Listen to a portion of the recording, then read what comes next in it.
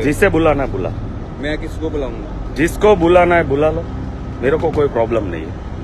आप तो धक्के वाली बात करे. નમસ્કાર મિત્રો, અત્યારે હું આવ્યો છું હંસા ડેપો કોસાડ ઉપર અને સિક્યુરિટી ગાર્ડ દ્વારા અહીંયા મને રોકવામાં આવે છે, અંદર જવા દેવામાં નથી આવતો. કારણ કે અહીંયાનો માલિક ઋષિકેશ છે હંસા ટ્રાવેલ્સનો. એવું કહેવામાં આવે છે ઋષિકેશ પાસે ટાઈમ નથી, પરંતુ મારી પાસે તો ટાઈમ છે જ. અત્યારે ડેપોમાં કેટલી બસો પડી છે એ ચેક કરવા માટે આવ્યા છીએ, કારણ કે કેટલી બસો પડી છે એ ચેક કરવું જરૂરી છે.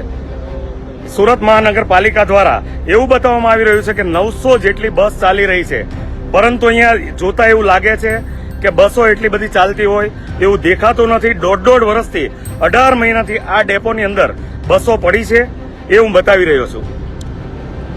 આપ જોઈ શકો છો હંસા ટ્રાવેલ્સનો ડેપો. આ સિક્યુરિટી વાળા મને બહાર કાઢવા માટે આવ્યા હતા એ પણ તમને બતાવી રહ્યો છું.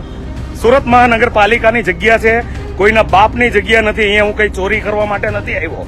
હું અહીંયા બતાવવા આવ્યો છું કે સુરત શહેરમાં જે 900 બસો ચાલી રહી છે એમાંથી કેટલી બસો ચાલી રહી છે.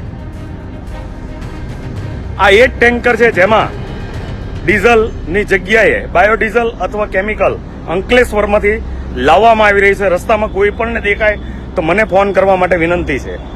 આપ જોઈ શકો છો આ બસો જે એન્જિન કાઢેલી છે એ બસ અહીંયા હાલમાં પડી છે. આવી 150 જેટલી બસ, 100 થી 150 જેટલી બસ સુરત મહાનગરપાલિકાની અત્યારે પડેલી છે. આપ જોઈ શકો છો મોટા પ્રમાણમાં જે બસો છે એ દેખાઈ રહી છે. જ્યારે આવીએ ત્યારે અપમાન કરવાની કોશિશ અમારી થઈ રહી છે અને અમને અંદર જતા રોકી રહ્યા છે. આપ જોઈ શકો છો સુરત મહાનગરપાલિકાના જવાબદાર અધિકારીને કહેવા માંગુ છું કે આપ અહીંયા આવો, ચેક કરો આ બસો શેના માટે અહીંયા પડી છે.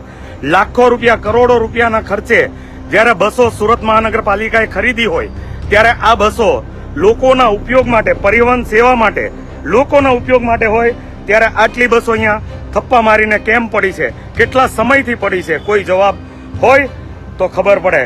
ડોક્ટર રાજેન્દ્ર પટેલને કહેવા માંગુ છું, જેમને સિટી લિંક ખાતું સોંપવામાં આવ્યું છે એમને પણ વિનંતી છે એકવાર જરૂર હંસા ડેપો પર આવો કોસાડ, તો તમને ખબર પડશે કેટલી બસો અહીંયા પડી છે.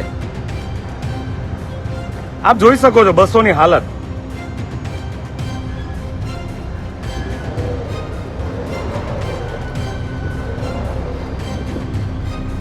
$150 થી વધારે બસો ડેપોમાં પડી છે.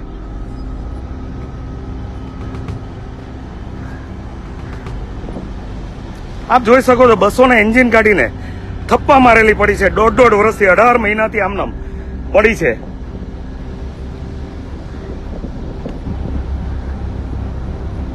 મને અંદર નથી આવવા દેતા, કારણ કે બસ ચોરો આવ્યો, એન્જિન ચોરો આવ્યો.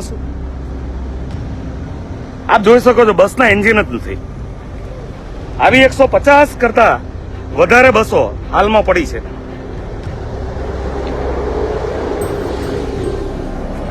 આ બી રિપેરિંગમાં આવી હશે.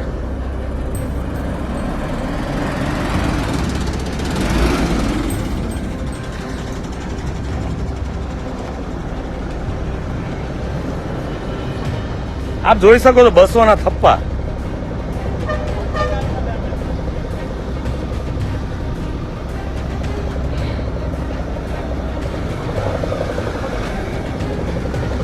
એન્જિન જ ગાયબ.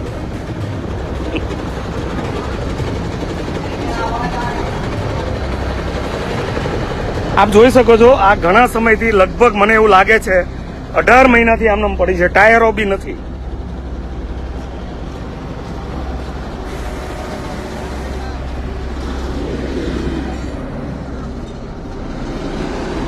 આ હાલતમાં છે બસો.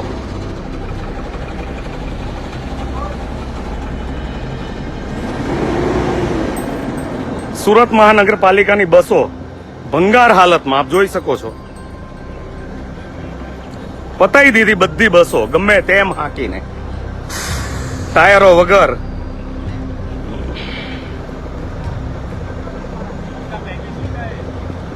કરોડો રૂપિયાના ખર્ચે આ બસો ખરીદવામાં આવી છે, પરંતુ બસની હાલત આપ જોશો તો શું હાલત છે. 150 કરતા વધારે બસો ડેપોની અંદર, જે સુરત મહાનગરપાલિકા આંકડાની રમત રમે છે કે 900 જેટલી બસો સુરત મહાનગરપાલિકા ચલાવી રહી છે, પરંતુ તમને લાગે છે કે 900 જેટલી બસ ચાલતી હશે? કારણ કે 150 જેટલી બસ તો અહીંયા જ પડી છે.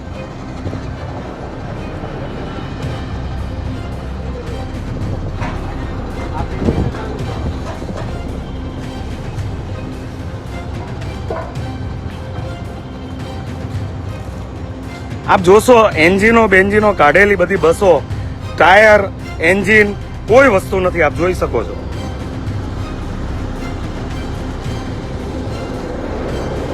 હંસા ટ્રાવેલ્સ,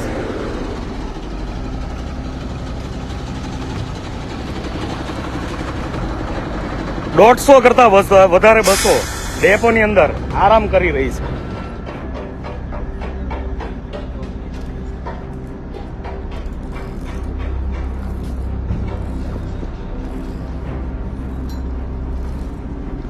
આપ જોઈ શકો છો બસોની હાલત.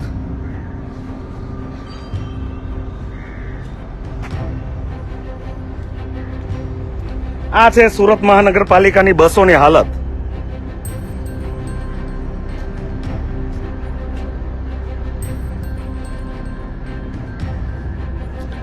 એન્જિન વગરની આપ જોઈ શકો છો બસોની હાલત, ભંગાર હાલતમાં. આ ક્યારેય બસ ચાલુ થાય એવું દેખાતું નથી.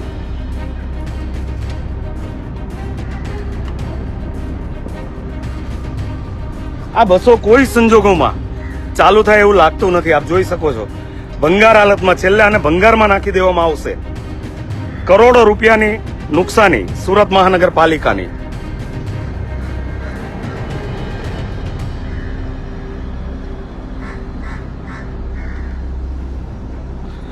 મોટા પ્રમાણમાં બસોના ઢગલા.